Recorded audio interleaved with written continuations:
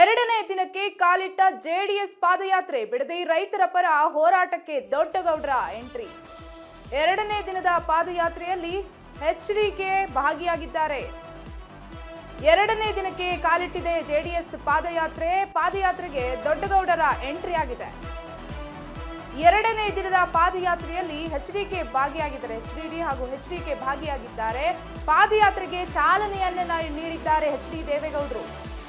ಎರಡನೇ ದಿನದ ಪಾದಯಾತ್ರೆಗೆ ಎಚ್ಡಿ ದೇವೇಗೌಡರು ಚಾಲನೆಯನ್ನ ನೀಡಿದ್ದಾರೆ. ಬಿಡದಿಯಿಂದ ಮೈಸೂರು ರಸ್ತೆ ನೈಸ್ ಜಂಕ್ಷನ್ ವರೆಗೆ ಹೆಜ್ಜೆಯನ್ನ ಹಾಕಲಿದ್ದಾರೆ. ನಿಖಿಲ್ ಕುಮಾರಸ್ವಾಮಿ ನೇತೃತ್ವದಲ್ಲಿ ಪಾದಯಾತ್ರೆ ಜರುಗಲಿದೆ. ಬಿಡದಿಯ ಬಿಜಿಎಸ್ ವೃತ್ತದಿಂದ ಪಾದಯಾತ್ರೆ ಆರಂಭವಾಗಲಿದೆ. ಬಿಡದಿಯ ಬಿಜಿಎಸ್ ವೃತ್ತದಿಂದ ಮೈಸೂರು ರಸ್ತೆ ನೈಸ್ ಜಂಕ್ಷನ್ ವರೆಗೆ ಈ ದಿನದ ಪಾದಯಾತ್ರೆ. ಬಿಡದಿ ಟೌನ್ಶಿಪ್ ಯೋಜನೆಯನ್ನ ವಿರೋಧಿಸಿ ಬಿಡದಿ ಟೌನ್ಶಿಪ್ ಯೋಜನೆಯನ್ನ ಕೈಬಿಡುವಂತೆ ಆಗ್ರಹ ಮಾಡಿ ಪಾದಯಾತ್ರೆಯನ್ನ ಹಮ್ಮಿಕೊಳ್ಳಲಾಗಿತ್ತು ನಿನ್ನೆಯಿಂದ. ಇವತ್ತು ಕೂಡ ಪಾದಯಾತ್ರೆಯನ್ನ ಆರಂಭ ಮಾಡಿದ್ದಾರೆ. ಎಚ್ಡಿ ದೇವೇಗೌಡರು ಈ ದಿನದ ಪಾದಯಾತ್ರೆಯನ್ನ ಆರಂಭ ಮಾಡಿದ್ದಾರೆ. ನಿನ್ನೆ ಆಗಸ್ಟ್ 8 ನಿನ್ನೆ ಬೈರಮಂಗಲದಿಂದ ಬಿಡದಿಯ ಬಿಜಿಎಸ್ ವೃತ್ತದವರೆಗೆ ಪಾದಯಾತ್ರೆಯನ್ನ ಮಾಡಿದ್ರು. ಇದೀಗ ಇವತ್ತು ಬಿಜಿಎಸ್ ವೃತ್ತದಿಂದ ಮೈಸೂರು ರಸ್ತೆ ನೈಸ್ ಜಂಕ್ಷನ್ ವರೆಗೆ ಪಾದಯಾತ್ರೆಯನ್ನ ಮಾಡ್ತಿದ್ದಾರೆ. ಎರಡನೇ ದಿನದ ಪಾದಯಾತ್ರೆಯಲ್ಲಿ ಎಚ್ಡಿಡಿ ಹಾಗೂ ಎಚ್ಡಿಕೆ ಇಬ್ಬರೂ ಭಾಗಿಯಾಗಿದ್ದಾರೆ. ನಿಖಿಲ್ ಕುಮಾರಸ್ವಾಮಿ ನೇತೃತ್ವದಲ್ಲಿ ಪಾದಯಾತ್ರೆ ಜರುಗ್ತಾ ಇದೆ. ಇನ್ನು ಈ ಪಾದಯಾತ್ರೆಯಲ್ಲಿ ಸಾಕಷ್ಟು ಸಾವಿರಾರು ರೈತರು ಕೂಡ ಭಾಗಿಯಾಗಿದ್ದಾರೆ. ಹಲವಾರು ಕಡೆಯಿಂದ ರೈತರು ಬಂದಿದ್ದಾರೆ. ಬಿಡದಿ ಟೌನ್ಶಿಪ್ ಅನ್ನ ವಿರೋಧಿಸಿ ರಾಜ್ಯ ಸರ್ಕಾರ ಬಿಡದಿ ಟೌನ್ಶಿಪ್ ಅನ್ನ ಕೈ ಬಿಡಬೇಕು, ಈ ಯೋಜನೆಯನ್ನ ಎಲ್ಲಿಗೆ ಬಿಡಬೇಕು, ರೈತರ ಭೂಮಿಯನ್ನ ರೈತರಿಗೆ ಕೊಡಬೇಕು ಅಂತ ಹೇಳಿ ಪಾದಯಾತ್ರೆಯನ್ನ ಮಾಡ್ತಿದ್ದಾರೆ. ನಿನ್ನೆಯಿಂದ ಪಾದಯಾತ್ರೆ ಆರಂಭ ಆಗಿತ್ತು. ಇದ್ರ ಬಗ್ಗೆ ಎಚ್ಡಿ ದೇವೇಗೌಡರು ಮಾತನಾಡಿದ್ದಾರೆ. ಏನ್ ಮಾತನಾಡಿದ್ದಾರೆ ನೋಡೋಣ. ಏನ್ ಮಾತಾಡ್ತಿದ್ದಾರೆ ನೋಡೋಣ ಬನ್ನಿ. ಒಂದು ಜನತೆಯ ಒತ್ತಡಕ್ಕೆ 5 ಹೊಸ ನಗರಗಳನ್ನು ಮಾಡಬೇಕು ಅಂತ ತೀರ್ಮಾನ ಮಾಡಿದ್ರು. ಅದರಲ್ಲಿ ರಾಮರವರು ಒಂದು. ನಾನು ಮುಖ್ಯಮಂತ್ರಿ ಆಗಿದ್ದಾಗ ಬೆಂಗಳೂರು ಮೈಸೂರು ಇನ್ಫ್ರಾಸ್ಟ್ರಕ್ಚರ್ ಕಾರಿಡಾರ್ ಏನು ಒಂದು ಯೋಜನೆಯನ್ನು ತೀರ್ಮಾನ ಮಾಡಿದ್ರೆ ಅದರಲ್ಲಿ ರಾಮನಗರವೂ ಸೇರಿತ್ತು, ಬಿಡದಿನೂ ಸೇರಿತ್ತು. ದಯಮಾಡಿ ಡಿ.ಕೆ. ಶಿವಕುಮಾರ್ ಅವರೇ, ನೀವು 2 ವರ್ಷ ರಾಜ್ಯ ಆಳಿ, ನಮಗೆ ಅಸಮಾಧಾನ ಇದೆ ಅಂತ ಇಲ್ಲ. ಯಾಕೆ ಅಸತ್ಯವನ್ನ ಹೇಳಿ ರೈತರ ಮನೆ ಹಾಳು ಮಾಡಲಿಕ್ಕೆ ಹೊರಟಿದ್ದೀರಿ?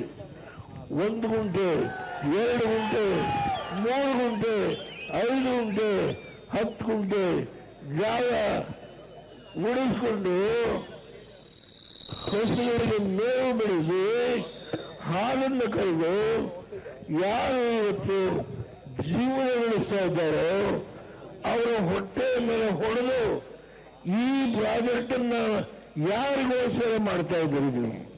ಹೇಳಿ, ಸತ್ಯ ಹೇಳಿ, ಯಾರಿಗೋಸ್ಕರ? ಬೆಂಗಳೂರು ಬೀಡಿಗೆನಲ್ಲಿ 20,000 ಸೈಟ್ಗಳು ಖಾಲಿ ಬಿದ್ದಿದ್ದಾವೆ. 20,000 ಸೈಟ್ಗಳು. ಇದನ್ನು ನಾನು ಹೇಳೋದಿಲ್ಲ, ಸತೀಶ್ ಜಾರಕಿಹೊಳಿ ಈ ಮಾತನ್ನ ಹೇಳಿದ್ದಾರೆ. ಅಷ್ಟೇ ಅಲ್ಲ, ಬೆಂಗಳೂರಿನ ವಿವಿಧ ಬಡಾವಣೆಗಳಲ್ಲಿ ಸಹಸ್ರಾರು ಸೈಟ್ಗಳು ಖಾಲಿ ಬಿದ್ದಿದ್ದಾವೆ. ಇವತ್ತು ಅವುಗಳನ್ನು ತೆಗೆದುಕೊಳ್ಳಲು ಯಾರೂ ಇಲ್ಲ. ಬೆಂಗಳೂರಿನಲ್ಲಿ ಅನೇಕರು ಇವತ್ತು ಮನೆಗಳನ್ನು ನಿರ್ಮಾಣ ಮಾಡಿದ್ದಾರೆ. ಅನೇಕ ದೊಡ್ಡ ದೊಡ್ಡ ಮಹತ್ವ ಕಟ್ಟಿದ್ದಾರೆ. ಅಲ್ಲಿ ಇವತ್ತು ಅವುಗಳನ್ನು ಕೊಂಡುಕೊಳ್ತಕ್ಕಂಥವರು ಇಲ್ಲ. ಎಷ್ಟೊಂದು ಕಟ್ಟಿರುವ ಮನೆಗಳು ಖಾಲಿ ಬಿದ್ದಿದ್ದಾವೆ. ಇದನ್ನ ಯಾವುದೋ ಒಂದು ಕಮಿಟಿ ಮಾಡಿದ್ದಾರಂತೆ. ಆ ಕಮಿಟಿಯವರು ದಯಮಾಡಿ ಈ ವಿಷಯದ ಬಗ್ಗೆ ಮೊದಲು ಅಂಕಿಅಂಶ ಸಂಗ್ರಹಣೆ ಮಾಡಲಿ. 7 ಜನ ಸುಪ್ರೀಂ ನ್ಯಾಯಾಧೀಶರು ಬಂದು ಅವರು ಇಲ್ಲಿರ್ತಕ್ಕಂಥ ವಾಸ್ತವಾಂಶವನ್ನು ನೋಡಿ ಈ ಪ್ರಾಜೆಕ್ಟ್ ಮಾಡಬಾರದು, ನೀವು ರೈತರ ಹೊಟ್ಟೆ ಮೇಲೆ ಹೊಡಿಬೇಡಿ. ಸುಪ್ರೀಂ ಕೋರ್ಟಿನ ನಿವೃತ್ತ ನ್ಯಾಯಾಧೀಶರು ಹೇಳಿದ್ದಾರೆ. ನಮಗೆ ಡಿ.ಕೆ. ಶಿವಕುಮಾರ್ ಅವರು 2 ವರ್ಷ ರಾಜ್ಯ ಆಳಿದ್ರೆ ದೇವೇಗೌಡರು, ಕುಮಾರಸ್ವಾಮಿ ಅವರು ಬೇರೊಬ್ಬ ಒಕ್ಕಲಿಗ ನಾಯಕನ್ನ ಬೆಳೀಲಿಕ್ಕೆ ಬಿಡೋದಿಲ್ಲ ಅಂತ ಹೇಳಿ ಸುಳ್ಳು ಆಪಾದನೆ ಮಾಡಬೇಡಿ. ಆಳಿ ರೈತನ ಮಗನಾಗಿ ಇವತ್ತು ರೈತ ಹೊಟ್ಟೆ ಮೇಲೆ ಹೊಡೆದು ಯಾವ ಪುರುಷಾರ್ಥಕ್ಕೆ ಈ ಪ್ರಾಜೆಕ್ಟ್ ಅನ್ನ ನೀವು ತೆಗೆದುಕೊಂಡಿದ್ದು ಹೇಳಿ, ಸತ್ಯ ಹೇಳಿ. ಇವತ್ತು ಹೇಳ್ತಾರೆ ನಾನು ಒತ್ತಾಯ ಮಾಡೋದಿಲ್ಲ, 3 ಕೋಟಿ ರೂಪಾಯಿ ಕೊಡ್ತೀನಿ. ನಿನ್ನೆ ಡೆಲ್ಲಿ ಹೋಗೋದಕ್ಕಿಂತ ಮುಂಚೆ 3 ಕೋಟಿ ರೂಪಾಯಿ ಕೊಡ್ತೀನಿ. ಓಹೋ, ನಿನ್ನೆ ಗೊತ್ತಾಯಿತು ರೈತರಿಗೆ 3 ಕೋಟಿ ರೂಪಾಯಿ ಕೊಡ್ತೀನಿ ಅಂತ ಹೇಳುವ ಒಂದು ಬುದ್ಧಿ ನಿನ್ನೆ ಅವರ ಗಮನಕ್ಕೆ ಬಂತು.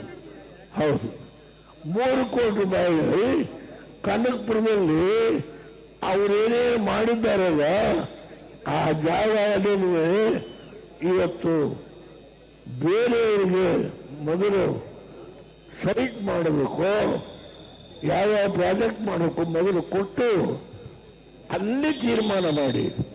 ಇಲ್ಲಿ ಯಾಕೆ ಬಂದು ಬಡವರು ಪಾಪ ಹೊಟ್ಟೆ ಮೇಲೆ ಹೊಡೆದು ನೀವು ಏನು ಯಾವ ಉದ್ದೇಶಕ್ಕೆ ಸಿದ್ದರಾಮಯ್ಯ ಸರ್ಕಾರದಲ್ಲಿ ನೀವು 5 ಕಾರ್ಪೊರೇಷನ್ ಮಾಡಿದ್ರಿ. ಅದರಲ್ಲಿ ರಾಮನಗರ ಒಂದು ಕಾರ್ಪೊರೇಷನ್. ನಿಜ, ಯಾವ ಪುರುಷಾರ್ಥಕ್ಕೆ ಬಿಡದಿ ಜಮೀನು ತೆಗೆದುಕೊಡ್ಬೇಕು ಕಾರ್ಪೊರೇಷನ್ ಮಾಡಿದ್ರ? ಇಲ್ಲಿ ಯಾರಾದರೂ ಬಿಡದಿಯವರು ನಮಗೆ ನಿವೇಶನ ಬೇಕು ಅಂತ ಅರ್ಜಿ ಹಾಕಿದ್ದಾರ?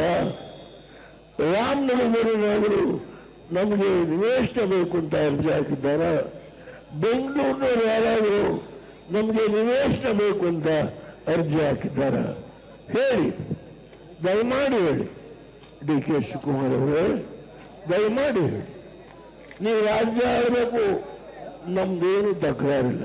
ಆದರೆ ಎಲ್ಲಿಯವರೆಗೆ ನೀವು ರೈತರ ಹೊಟ್ಟೆಯ ಮೇಲೆ ಹೊಡೆಯಲಿಕ್ಕೆ ಹೋಗ್ತಿರೋ ಅಲ್ಲಿಯವರೆಗೆ ಈ ರಾಜ್ಯದಲ್ಲಿ ಕುಮಾರಸ್ವಾಮಿ ಅವರ ನೇತೃತ್ವದಲ್ಲಿ, ನಿಖಿಲ್ ಕುಮಾರಸ್ವಾಮಿ ಅವರ ನೇತೃತ್ವದಲ್ಲಿ ದೇವೇಗೌಡನಿಗೆ 93 ವರ್ಷ ಆಗಿರಬಹುದು.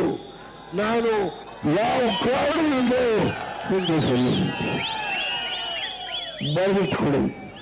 ನನ್ನ ರೈತರ ಹೊಟ್ಟೆಯ ಮೇಲೆ ಹೊಡೆದು ನಿಮ್ಮ ಸೌಧೆಯನ್ನು ಕಟ್ಟಲಿಕ್ಕೆ ಡೆಲ್ಲಿಯಲ್ಲಿ ನೀವೇನು ಯಾರ್ಯಾರಿಗೆ ಏನೇನು ಭರವಸೆ ಕೊಟ್ಟು ಬಂದಿದ್ದೀರೋ ಮುಖ್ಯಮಂತ್ರಿ ಆಗಲಿಕ್ಕೆ, ಸಿದ್ದರಾಮಯ್ಯವ್ರನ್ನು ತೆಗೆದು ಮುಖ್ಯಮಂತ್ರಿ ಆಗಲಿಕ್ಕೆ ನೀವು ಯಾರ್ಯಾರಿಗೂ ಸಹಾಯ ಮಾಡ್ತೀನಿ ಅಂತ ಹೇಳಿ ಬಂದಿದ್ದೀರೋ ಆ ಸಹಾಯವನ್ನು ಮಾಡಲಿಕ್ಕೆ ಇಲ್ಲಿ ರೈತರ ಹೊಟ್ಟೆ ಮೇಲೆ ಹೊಡೆದು ಈ ಜಮೀನನ್ನ ಯಾರಿಗೆ ಕೊಡ್ಲಿಕ್ಕೆ, ಯಾವ ಕಂಪನಿಗೆ ಕೊಡ್ಲಿಕ್ಕೆ, ಯಾವ ಇಲ್ಲಿ ಲೇಔಟ್ ಮಾಡಲಿಕ್ಕೆ ಮುಂದೆ ಬಂದಿದ್ದಾರೆ? ಹೇಳಿ, ಸತ್ಯ ಹೇಳಿ. ದಯಮಾಡಿ ಕೈ ಮುಗಿದು ಪ್ರಾರ್ಥನೆ ಮಾಡ್ತೇನೆ. ಇವತ್ತು ನೀವು ಹೇಳಿದಿರಿ ಅವರ ಹೇಳಿಕೆಯಲ್ಲಿ ನಾನು ಒತ್ತಾಯ ಮಾಡೋದಿಲ್ಲ, ಅವರಾಗಿ ಕೊಟ್ಟರೆ ತಗೊಳ್ತೀನಿ. ಈ ಮಾತನ್ನ ಹೇಳ್ತಾರೆ, ನಾನು ಒತ್ತಾಯ ಮಾಡೋದಿಲ್ಲ. ಅಲ್ಲಿಂದ ಇದ್ಯಾಕೆ ಇದು ಸೇರಿದ ನೀವೆಲ್ಲ ಸ್ವಾಗತ ಮಾಡಿ ನಮ್ಮ ಜಮೀನು ಕೊಡ್ತೀವಿ ಬನ್ನಿ ಅಂತೇಳಿ ಕರೆದಿದ್ದೀರಾ? ನಾವು ಒತ್ತಾಯ ಮಾಡಿ ನಾನು ಯಾವ ಜಮೀನು ತೆಗೆದುಕೊಳ್ಳೋದಿಲ್ಲ. ನಿನ್ನೆ ಡೆಲ್ಲಿ ಹೋಗೋದಕ್ಕಿಂತ ಮುಂಚೆ ಹೇಳಿದ್ದಾರೆ. ಇವತ್ತು ಒಂದು ನಾನಾಗಲೇ ಹೇಳಿದ್ದೇನೆ, ಗೊತ್ತಿದ್ದಾರೆ 314 ಒಟ್ಟು ಭೂಮಿ ಎಕರೆ. ಅರಳಸಂದ್ರ 1494, ಮೂಳಬಾಳ್ಯ 71, ಕೆಂಪನಪಾಳ್ಯ 784, ಬನಗಿರಿ 714, ಹೊಸೂರು 2544, ವಡೇರಳ್ಳಿ 65, ಒಟ್ಟು 7,481 ಎಕರೆ ಭೂಮಿ ಇವತ್ತು ನೀವು ಆಕ್ರಮಣ ಮಾಡಲಿಕ್ಕೆ ಹೊರಟಿದ್ದೀರಿ. ಇನ್ನೊಂದು ಹೇಳಿದ್ದಾರೆ ಸ್ಟೇಟ್ಮೆಂಟ್ನಲ್ಲಿ, ನಾನು ಯಾವುದೇ ಕಾರಣದಿಂದ ಅವರ ಜಮೀನನ್ನು ಒತ್ತಾಯಪೂರ್ವಕವಾಗಿ ತೆಗೆದುಕೊಡೋದಿಲ್ಲ. ಈ ಮಾತನ್ನ ಅವರು ಡೆಲ್ಲಿಗೆ ಹೋಗುವಾಗ ಹೇಳ್ತಾರೆ. ನಾನು ಅದನ್ನು ಓದಿಬಿಡ್ತೇನೆ, ಇದನ್ನೇ ಓದ್ತೇನೆ, ನಾನು ತಗೊಳ್ಳಲ್ಲ ಅಂತ ಹೇಳಿ ಹೇಳಿದ್ದಾರೆ. ಇವತ್ತು ನೀವು ಹೇಳಿ ಪಾದಯಾತ್ರೆ ಟೌನ್ಶಿಪ್ ಇಲ್ಲಲ್ಲ, ಯಾರು ಬಲವಂತದಿಂದ ಭೂ ಸ್ವಾಧೀನವಿಲ್ಲ, ಬಲವಂತದಿಂದ ಭೂ ಸ್ವಾಧೀನ ಇಲ್ಲ. ಡಿ ಕೆ ಶಿವಕುಮಾರ್ ಅವರು ಹೇಳಿರ್ತಕ್ಕಂಥ ಮಾತು ಅದನ್ನು ಉಳಿಸ್ಕೊಳ್ಳಿ. ಇವತ್ತಿಲ್ಲಿ ಸೇರಿರ್ತಕ್ಕಂಥ ಏನು ನಮ್ಮ ಪಕ್ಷದ ಶಾಸಕರು, ನಮ್ಮ ಶಾಸಕರು ಪುಟ್ಟರಾಜರು, ಅನೇಕ ನಮ್ಮ ವಿಧಾನ ಪರಿಷತ್ತಿನ ಸದಸ್ಯರು, ಕರಿಯನ್ನೂರು ಮತ್ತೊಂದು ಬಹಳ ಜನ ಏನು ಸೇರಿದೆ, ಇವರೆಲ್ಲ ಬಂದಿರ್ತಕ್ಕಂಥದ್ದು ನಮ್ಮ ರೈತ ಹೊಟ್ಟೆ ಮೇಲೆ ಹೊಳಿಬೇಡಿ. ನಾವು ಯಾವುದೇ ಕಾರಣದಿಂದ ಇದಕ್ಕೆ ಅವಕಾಶ ಕೊಡೋದಿಲ್ಲ ಅಂತ ಹೇಳಿ ಇವತ್ತಿಲ್ಲಿ ಈ ಬೃಹತ್ ಸಭೆಗೆ ಬಂದಿದ್ದಾರೆ. ನಿಖಿಲ್ ಕುಮಾರಸ್ವಾಮಿಯವರು ಈ ವಿಷಯದಲ್ಲಿ ನಿಮಗೆ ಅನ್ಯಾಯ ಆಗಲಿಕ್ಕೆ ಕಿಂಚಿತ್ತು ಬಿಟ್ಕೊಡೋದಿಲ್ಲ ಅನ್ನೋ ಮಾತನ್ನ ಈ ಸಂದರ್ಭದಲ್ಲಿ ಹೇಳಿ, ನಾನು ಇವತ್ತು ಒಂದು ಮಾತನ್ನ ಹೇಳಿದ್ದೇನೆ. ನನಗೆ ವಯಸ್ಸಾಗಿದೆ ಅಂತ ಹೇಳಿ ಯಾರಾದರೂ ತಿಳ್ಕೊಳ್ಬಾರದು. ಬುದ್ಧಿಗೆ ವಯಸ್ಸಾಗಿಲ್ಲ, ಶರೀರಕ್ಕೆ ವಯಸ್ಸಾಗಿದೆ. ಬುದ್ಧಿ ಇನ್ನ ಚೆನ್ನಾಗಿದೆ. ಆದ್ರಿಂದ ಹೋರಾಟ ಮಾಡುವ ಕೆಚ್ಚು ಶಕ್ತಿ ನಿಮ್ಮಿಂದ ಬರ್ತದೆ. ನಾನು ನಿಮಗೋಸ್ಕರ ಹೋರಾಟ ಮಾಡುವ ಕೆಲಸವನ್ನು ಸದಾ ಮಾಡ್ತೇನೆ. ಅದರಿಂದ ದಯಮಾಡಿ 19 ತಾರೀಕು ಫ್ರೀಡಂ ಪಾರ್ಕಲ್ಲಿ ಒಂದು ದೊಡ್ಡ ಸಭೆಯನ್ನು ಏರ್ಪಾಡು ಮಾಡಲಾಗಿದೆ. ಬೃಹತ್ ಸಂಖ್ಯೆಯಲ್ಲಿ ತಾವೆಲ್ಲ ಬರಬೇಕು. ನಾನು 10 ನಿಮಿಷ ಆ ಸಭೆಗೆ ಬರ್ತೇನೆ. ದಯಮಾಡಿ ಎದೆಗೊಂಡಬೇಡಿ, ಯಾರೇ ಏನೇ ಮಾಡುವರು ನಿಮ್ಮನ್ನು ಅರೆಸ್ಟ್ ಮಾಡ್ತಿರುವಂತವರು ಜೈಲಿಗೆ ಹೋಗಲಿಕ್ಕೆ ಸಿದ್ಧ ಒಂದು ಸ್ಥಿತಿಗೆ ಮಾನಸಿಕವಾಗಿ ತಯಾರಾಗಿ. ಆದರೆ ಭೂಮಿಯನ್ನು ಬಿಟ್ಕೊಡ್ಬೇಡಿ. ಭೂಮಿ ಚಿನ್ನಕ್ಕಿಂತ ಬೆಲೆ ಜಾಸ್ತಿ ಆಗಿದೆ. ಸಿಕ್ಕೋದಿಲ್ಲ ಭೂಮಿ. 5 ಗುಂಟೆ ಇರಲಿ, 10 ಗುಂಟೆ ಇರಲಿ, ಜೀವನ ಮಾಡ್ತೀವಿ, ಹಾಲು ಕರಿತೀವಿ, ಮೋಸ ಮಾಡಲ್ಲ, ವಂಚನೆ ಮಾಡೋದಿಲ್ಲ.